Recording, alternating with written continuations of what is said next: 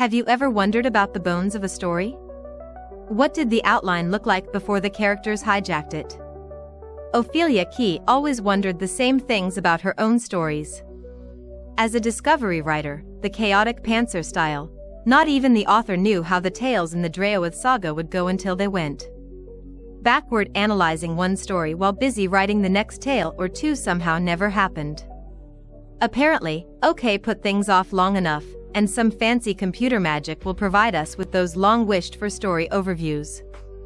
We can finally X-ray the tales from the dream and see their skeletons.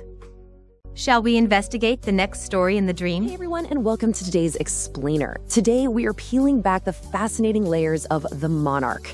It's a story that just masterfully blends the gritty, dangerous Mafia underworld with this really heavy, ancient, supernatural magic. To kick things off, I want you to picture the smoky, atmospheric backdrop of Juno, Alaska, right in the dead of summer in 1996.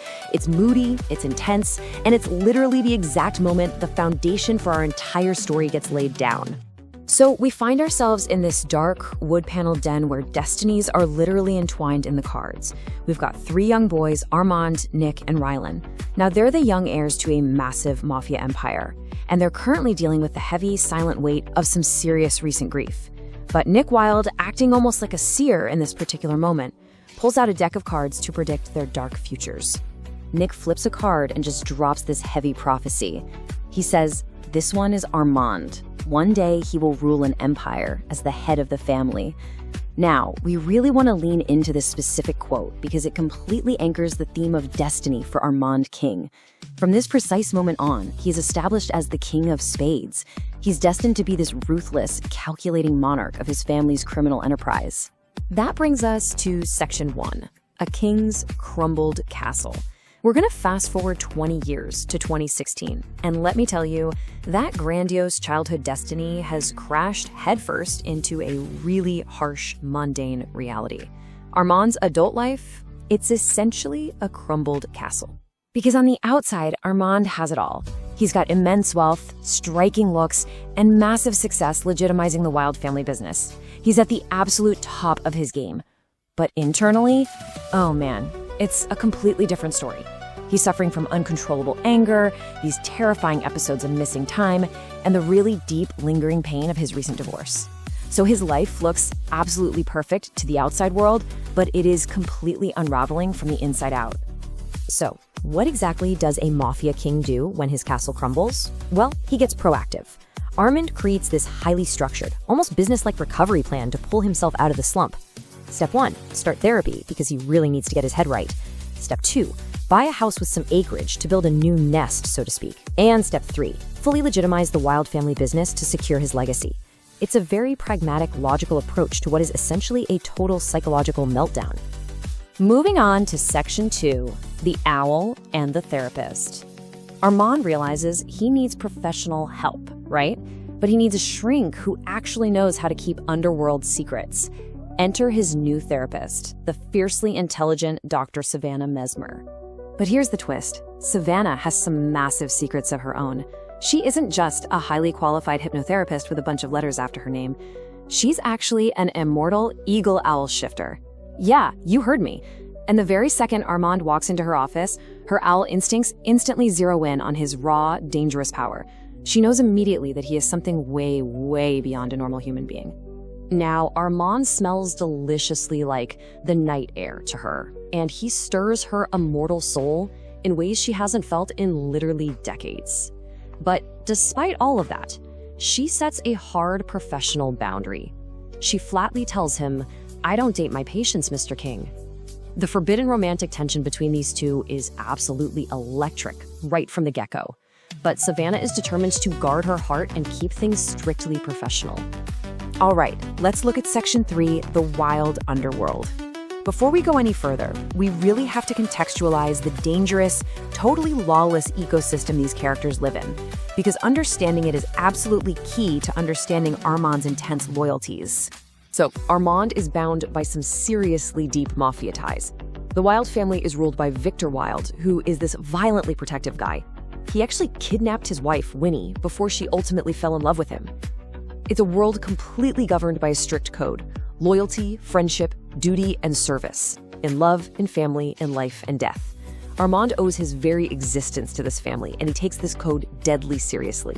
No compromises. But it's not just the standard mafia violence that makes this world dangerous. Armand's best friend and brother-in-arms, Nicholas Wilde, he's a Wendigo. Yes, for sure, a legendary, vampiric, day-walking monster. This is actually the dark secret Dr. Mesmer previously helped Nick manage, which just proves to us that we are absolutely not operating in a normal, mundane world here. Which brings us to the big reveal in Section 4, the Druid Mage Diagnosis. This is where the mundane mafia drama gives way entirely to some heavy, ancient, magical lore. Initially, Samantha is looking at what seems like a standard medical mystery. Armand comes in with these seemingly mundane psychological self-diagnosis, right? Uncontrollable anger, episodes of missing time, and this extreme sexual pressure that just destroys his relationships. But the medical reality? Giant question marks. Therapy alone simply isn't cutting it, and his symptoms are rapidly escalating. And then, during a hypnotherapy session, Armand makes a shocking confession that changes everything. He isn't just angry, he's summoning literal medieval swords out of thin air.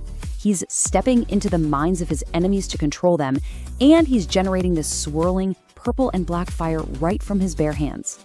This leaves Savannah with one massive, looming question. What on earth is the true cause of this purple and black fire? Dr. Mesmer is completely stumped. So she does what any well-connected immortal would do. She taps into her supernatural network.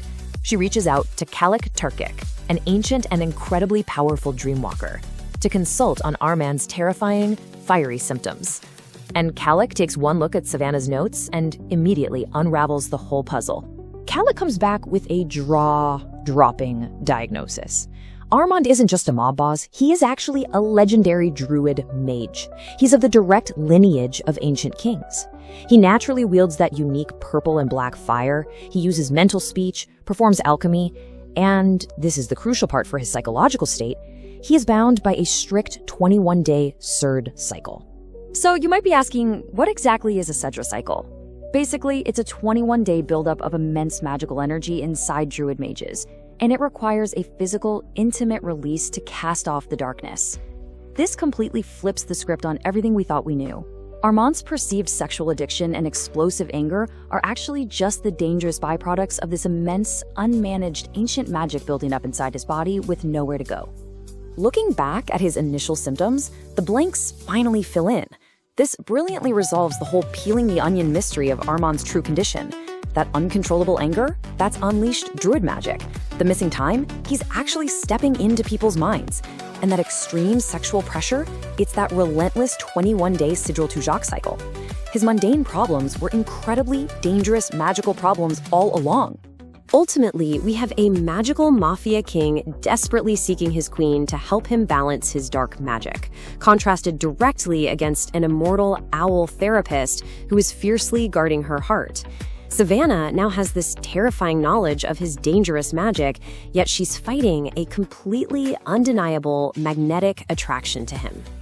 Which leaves us with this final, incredibly provocative question.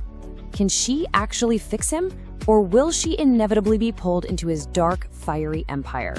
It's just a fascinating clash of psychology, mafia loyalty, and ancient druid magic.